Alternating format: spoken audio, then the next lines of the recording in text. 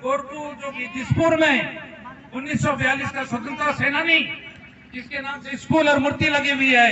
आप सोचो उन चंद लोगों ने जो स्वतंत्रता के समय में गए थे, उन्होंने संस्कृति और संस्कृति के साथ उनके रिवाजों को जिंदा रखा है। इसलिए कोरकू की वहाँ किताबें चलती है, पीएचडी धारी के लिए कोरकू के ऊपर अनुसंधान होता है। क्यों? क्योंकि उन्होंने संस्कृति को जिंदा रखा है। आज यहाँ 20 लाख होते हुए भी मध्य प्रदेश के अंदर, अब भोपाल इंदौर में जाओ, कई समाज वाले कोरकू कौन होता पूछते हैं। क्यों? क्योंकि हमारी एक पहचान नहीं है।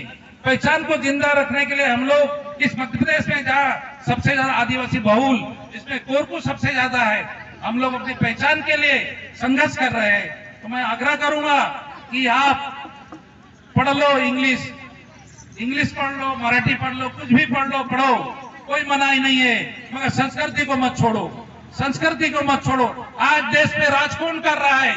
जिसकी संस्कृति जिंदा है वो 1% से कम लोग कर रहे हैं। उनसे पूछो उनकी बोली क्या है, बोली देखो, जिसकी बोली जिंदा, भाषा जिंदा है, आज वो देश पे राज कर रहा है। इस तथ्य को समझ लो कि आज देश में कौन राज कर रहा है।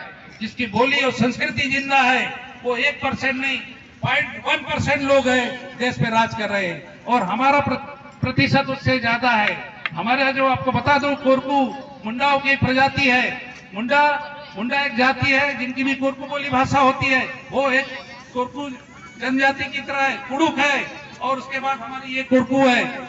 तो मुंडाओं में 5 जातियां पाई गई है, जो कि हमारी जनसंख्या 70 से 80 लाख है जो कोरकू बोली बोलती है पूरे भारतवर्ष में। आपको जानकर आश्चर्य होगा कि मुंडा लोग भी कोरकू ही बोलते हैं, वो लोग भी कोरकू ही बोलते हैं, वो भी कोरकू ही बोलते हैं।